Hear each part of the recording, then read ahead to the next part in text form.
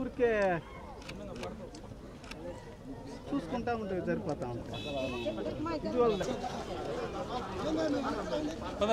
పద వెనకబడి పద నడు.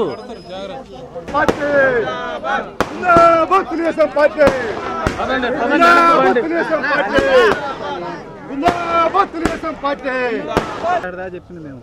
పదండి వెనకాల జరుగు నాన్న, వస్తా ఉంటే మీరు లేచారు గారు నేను డౌన్ లో చూసుకో. ఏం డౌన్ అమ్మా నువ్వు ఎంత హైలో ఉన్నావు, నేను ఎంత డౌన్ ఉన్నాను.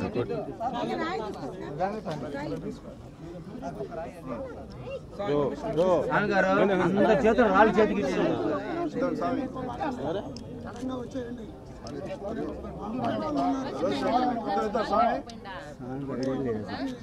అట్లాగే ఉంది, పైకి వస్తుంది రాదని చెప్పి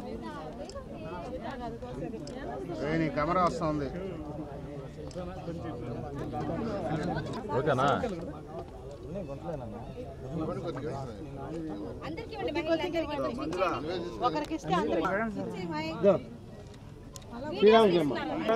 స్వామి ఒక్కరో సైడ్ రండి సార్. సార్ ఇంకోసారి ఏంటి సార్?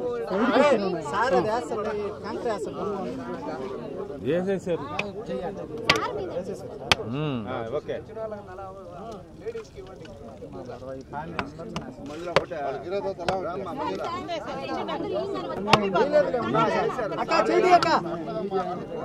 మా మీరు కొద్దిగా ఓకే సార్. ఇంకోసారి ఏంటి సార్, ఇంకోసారి ఏంటి సార్, సార్ సార్ ఇంకో చేయండి సార్, సార్ సార్ ఇంకో చేయండి సార్, ఇంకో చేయండి సార్.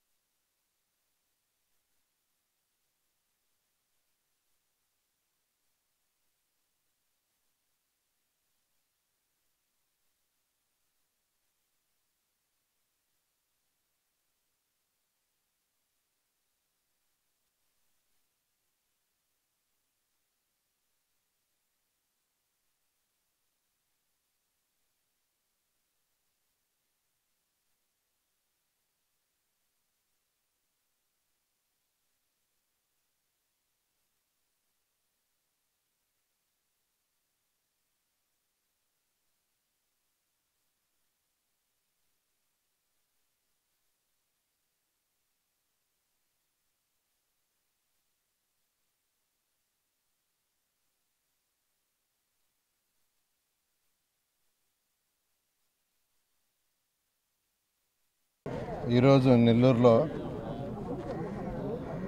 2014-19 అయితే దాదాపు 100 పార్కులు యాక్చువల్గా పునరుద్ధరించాలని, ఎక్కడైతే పార్కులకి లేఅవుట్లో స్థలాలు వదిలారో ప్రతి లేఅవుట్ని బయటకు తీయమని ఆ రోజు అధికారులకు ఆదేశించాను.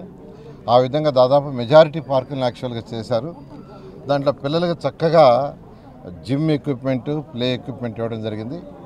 అయితే గత 5 సంవత్సరాల్లో గత ప్రభుత్వం, వైఎస్ఆర్సీపీ ప్రభుత్వం దీన్ని నిర్విరామం చేసింది. పిల్లలు చక్కగా ఆడుకుంటారు. అసలు ఇప్పుడు పోయి ఆ ఎక్విప్మెంట్ మీద ఎక్కితే అవన్నీ రీపోయేటట్టుగా ఉన్నాయి, అన్నీ రాసుకుంటున్నాయి, మూవ్ కావట్లా. నిజంగా ఎంత దారుణం.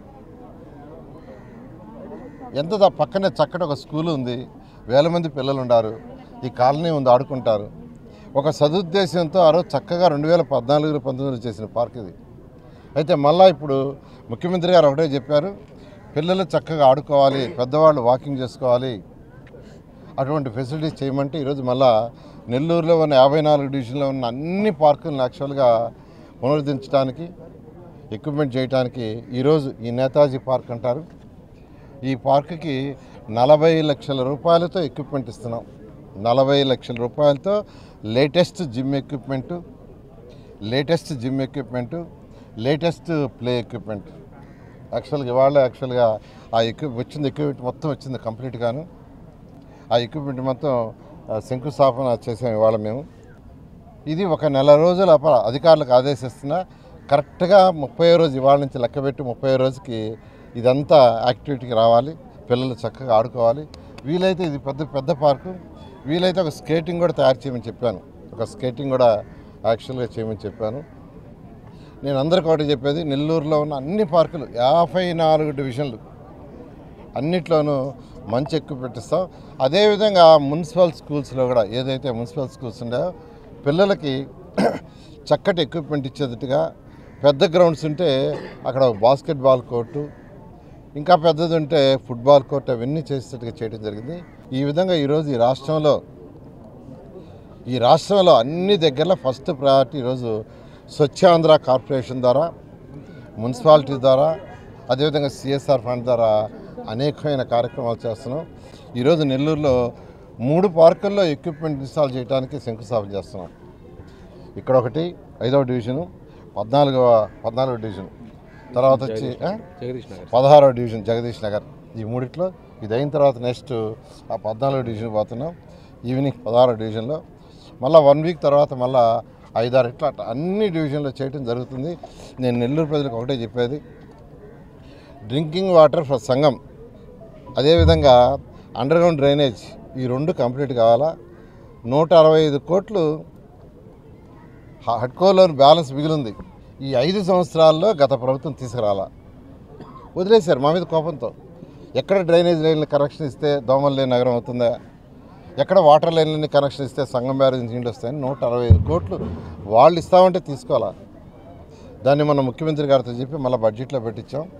రేపు April 1 తర్వాత అమౌంట్ వస్తుంది. రాగానే ఆ 2 వర్క్స్ కూడా వేగవంతం చేసి ఒక 1 ఇయర్లో అండర్గ్రౌండ్ డ్రైనేజ్, డ్రింకింగ్ వాటర్ కూడా కంప్లీట్ చేస్తామని తెలియజేస్తాను. ఈ మధ్య 3000 స్ట్రీట్ లైట్స్ తెప్పించాం. బల్బ్స్, లైట్స్ లేవు బల్బులు అంటే 3000 లైట్స్ని యాక్చువల్గా మనం తెప్పించా. అన్నీ కూడా బిగించమని చెప్పాను.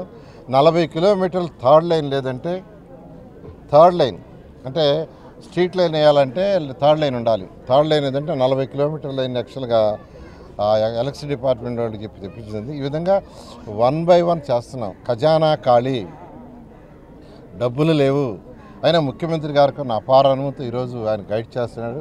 ఆ విధంగా 1 by 1 చేస్తున్నాడు. అందరూ కొద్దిగా నెల్లూరు ప్రజలు ఓపికగా ఉండాల్సిందిగా నేను కోరుకుంటున్నాను. Thank you. Waste energy plant ఈరోజు రాష్ట్రంలో ఉన్న అతి సమస్య ఏంటంటే, ముఖ్యమైన సమస్య మన ఇళ్లలో వచ్చే చెత్త, హాస్పిటల్ నుంచి వచ్చే చెత్త, హోటల్ నుంచి వచ్చే చెత్త, స్కూల్ నుంచి వచ్చే చెత్త, అదే మేజర్ సమస్య. రాష్ట్రం ఆర్థికంగా బలపడాలన్నా, ఒక ఇండివిజువల్ వ్యక్తులు బలపడాలన్నా ఆరోగ్యం బాగుండాలి. మానసికంగా శారీరకంగా బాగున్నప్పుడే బాగా వర్క్ చేయగలరు. బాగా వర్క్ చేసినప్పుడే ఆదాయం ఇండివిజువల్ పెరుగుతుంది. ఇండివిజువల్ ఆదాయం పెరిగితే రాష్ట్రం ఆదాయం పెరుగుతుంది.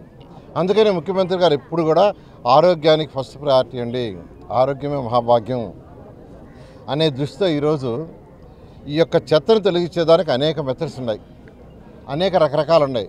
నేను అనేక దేశ విదేశాలు స్టడీ చేసిన తర్వాత వేస్ట్ ఎనర్జీ ప్లాంట్స్ పెడితే ఎక్కడా దెబ్బలు గిబ్బలు ఏమున్న ఉద్దేశంతో ఆ రోజు ముఖ్యమంత్రి గారికి చెప్పడం, ముఖ్యమంత్రి గారు 13 జిల్లాలు, కంబైన్ జిల్లాలు 10 పెట్టమని ఆదేశించారు.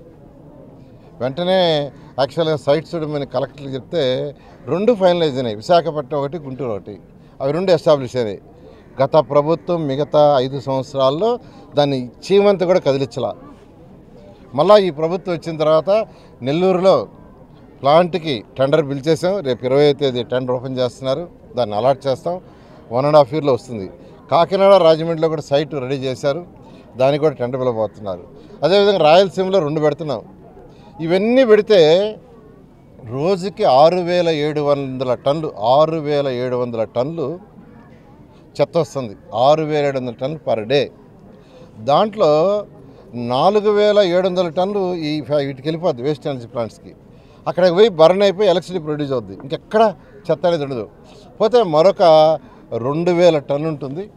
ఆ 2,000 టన్నులు చిన్న చిన్న మున్సిపాలిటీస్, ఆ చిన్న మున్సిపాలిటీస్లో డిఫరెంట్ మెథడ్స్లో చేయడానికి నిన్నే ముఖ్యమంత్రి గారు ఆదేశించారు.